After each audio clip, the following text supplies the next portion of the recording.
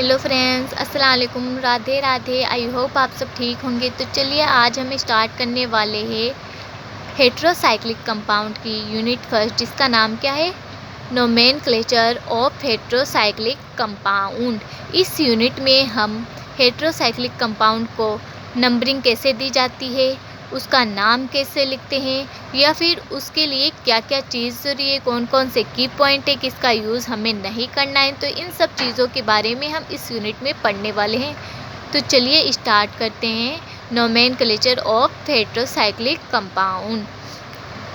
Systematic nomenclature system of heterocyclic compound are called Hantzsch Widman system और Hantzsch Widman nomenclature. तो क्या कहा गया है कि जो हेट्रोसाइक्लिक कंपाउंड में जो सिस्टमेटिक नोमेनक्लेचर सिस्टम है, उसी को हम क्या कहेंगे, हेंच-वीडमान सिस्टम कहेंगे या फिर हेंच-वीडमान नोमेनक्लेचर कहेंगे। It is used for the naming of 3 to 10 member monocyclic heterocycles of various degree of unsaturation containing one or more heteroatom।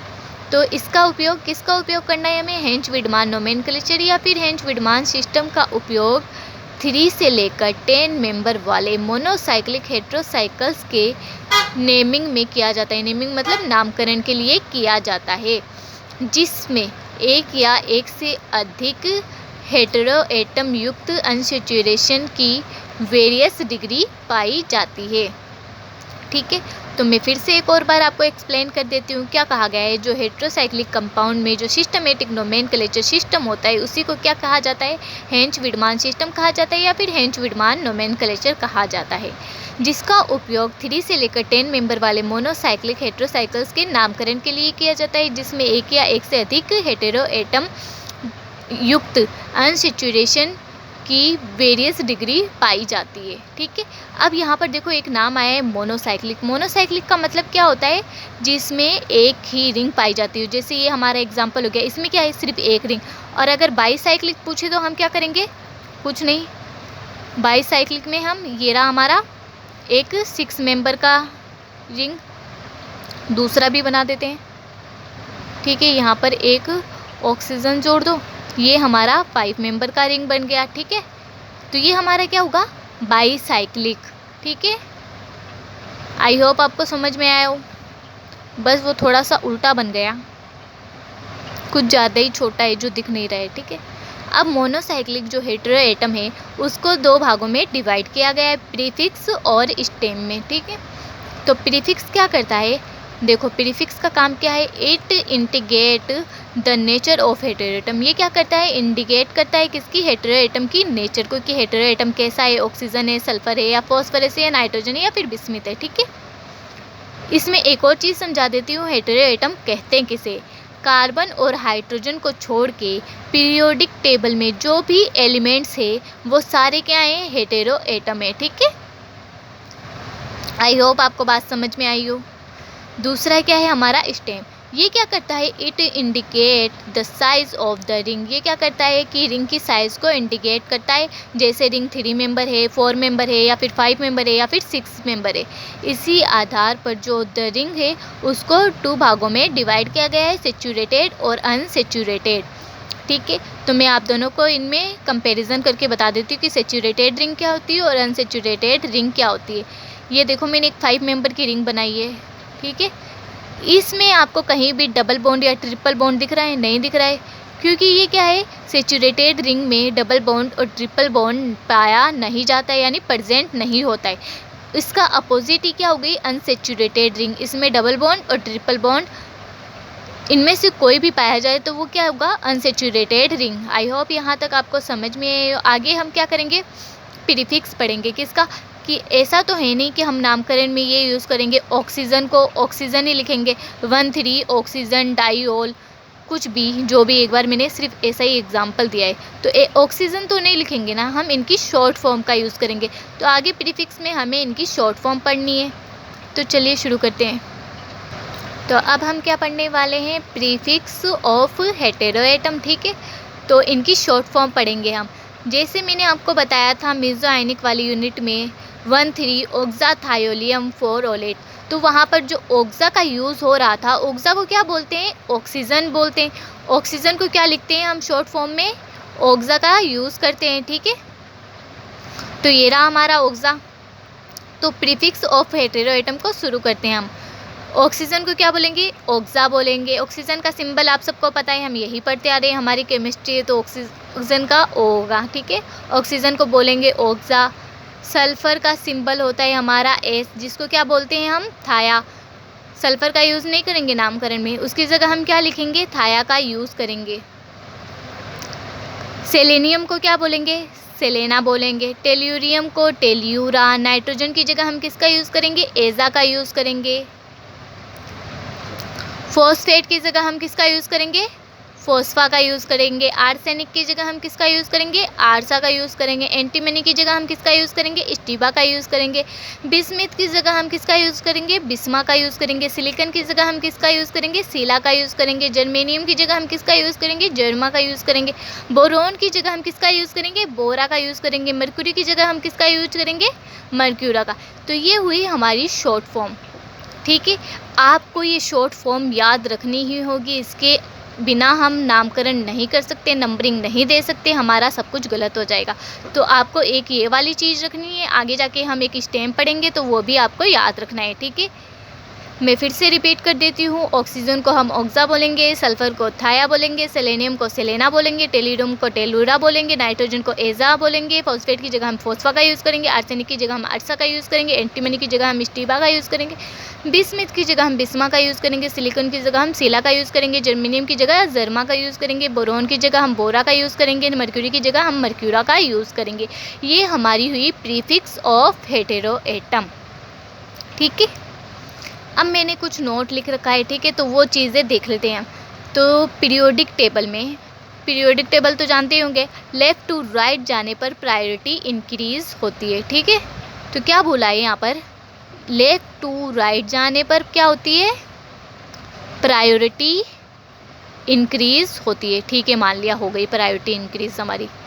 फिर आगे पढ़ते हैं, टॉप टू बॉटम आने पर प्रायोरिटी क्या होती है, डिक्रीज़ होती है। तो क्या बोला है इसने, टॉप टू, ये रहा हमारा टॉप, यहाँ से हम बॉटम की तरफ आ रहे हैं, तो प्रायोरिटी क्या होगी हमारी, डिक्रीज़ बोली है इसने, ठीक है।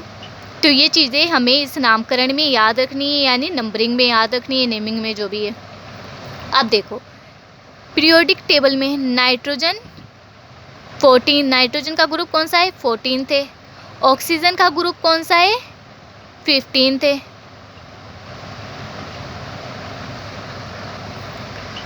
सॉरी, यहाँ पर नाइट्रोजन का जो ग्रुप है वो 15 थे और ऑक्सीजन का 16 है, ठीक है।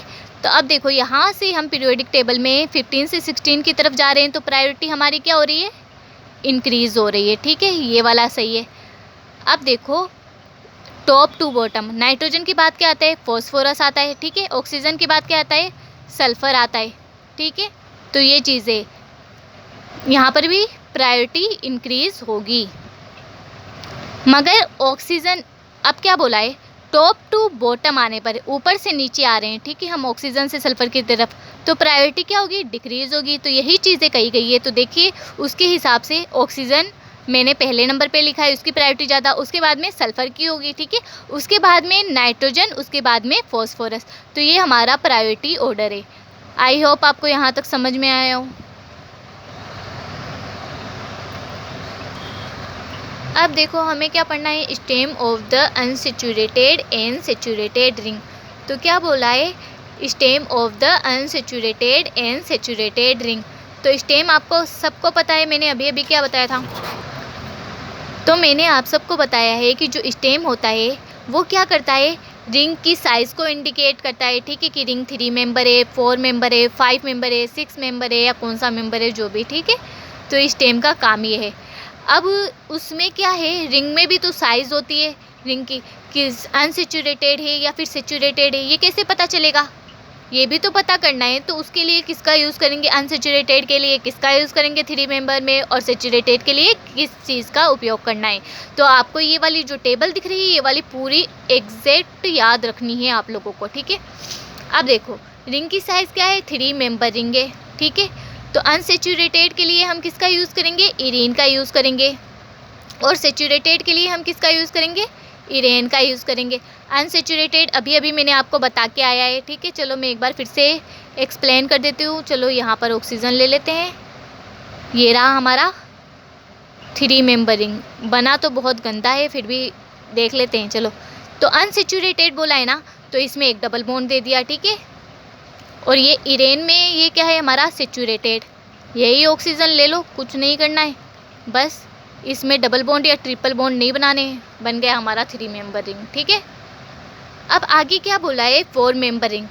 जो अनसेचुरेटेड है उसके लिए किसका यूज़ करेंगे, ईट का यूज़ करेंगे। चलो बना देते हैं 4 मेंबर रिंग। ये रहा हमारा 4 मेंबर बन गया।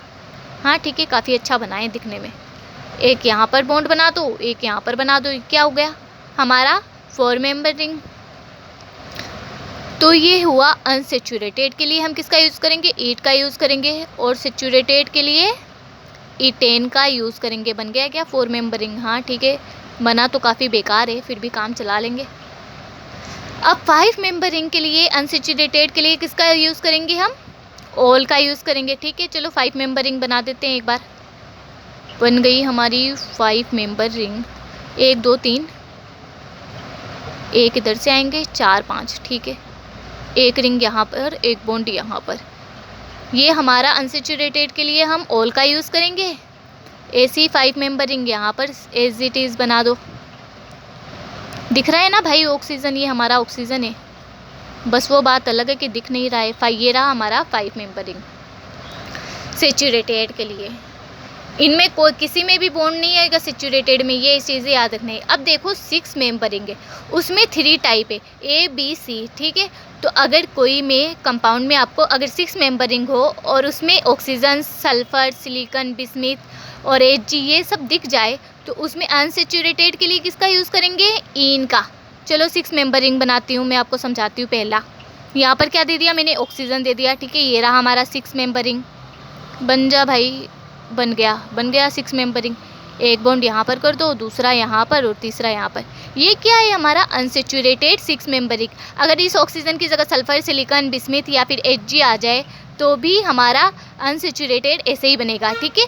तो वहाँ पर किसका यूज़ होगा, एन का यूज़ होगा। अब देखो यहाँ पर सेचुरेटेड के लिए हम किसका यूज़ करेंगे, एन का, ठीक है। इसमें हम कोई भी बॉन्ड नहीं लगाएंगे, डबल बॉन्ड, ट्रिपल बॉन्ड। बन गया हमारा 6 मेंबर रिंग। अब टाइप बी क्या दे रखा है, 6 मेंबर रिंग तो होनी चाहिए, यदि उसकी जगह क्या होना चाहिए, heteroatom, nitrogen, silicon, germanium, SnPb जो भी हो, है ना, तो ये सब होना चाहिए। तो अनसेचुरेटेड में इन ही आएगा, सेम वही चीज़ें। तो चलो यहाँ पर नाइट्रोजन कर देते हैं। ये रहा हमारा 1 2 3 4 5 6 बन गया। एक बॉन्ड यहाँ पर बना दो, छोटा सा बनाए, एक बॉन्ड यहाँ पर, बन गया ना। ये रहा हमारा अनसेचुरेटेड और ये रहा इन। यहाँ पर ही सेम वही नाइट्रोजन कर दो और सेचुरेटेड रिंग बना दो। बन गई हमारी सेचुरेटेड रिंग, ठीक है, बन गई। अब क्या बोला है सी में हमें, यदि 6 मेंबर की रिंग हो और वहाँ पर क्या जुड़ा हुआ मिले हमें, हेटेरोएटम के रूप में बोरॉन, फॉस्फोरस, आर्सेनिक और Sb, ठीक है, ये सब जुड़ा हुआ मिले, तो यहाँ पर क्या यूज़ करना है, इनिन का। अनसेचुरेटेड के लिए हम किसका यूज़ करेंगे, इनिन। चलो भाई कर देते हैं, फॉस्फोरस को जोड़ दें, ये अच्छा लग रहा है। चलो भाई जुड़ जाओ, फॉस्फोरस जुड़ गया। एक बॉन्ड यहाँ पर, दूसरा यहाँ पर, तीसरा यहाँ पर, ठीक है, जुड़ गया। 6 मेंबर की रिंग बन गई। मोनोसाइक्लिक बना रही हूँ, याद रखना। यहाँ पर अनसेचुरेटेड के लिए हम इनेन का यूज़ करेंगे, 6 मेंबर की रिंग, ठीक है। अब देखो 7 मेंबर की रिंग, जिसके लिए अनसेचुरेटेड में किसका यूज़ करेंगे, इपीन का यूज़ करेंगे। मेरे पास जगह नहीं है और मैं बना भी नहीं रही अब रिंग, ठीक है। 6 मेंबर तक मोस्ट ऑफ याद कर लेना आप लोग। तो 7 मेंबर रिंग में किसका यूज़ करेंगे, इपीन का यूज़ करेंगे अनसेचुरेटेड के लिए। और सेचुरेटेड के लिए किसका, इपेन का यूज़ करेंगे। 8 मेंबर की रिंग है, उसमें अनसेचुरेटेड के लिए किसका यूज़ करेंगे, ओसीन का। और सेचुरेटेड के लिए ओसेन का यूज़ करेंगे, ओसीन बोल दो या फिर ओसेन, ठीक है।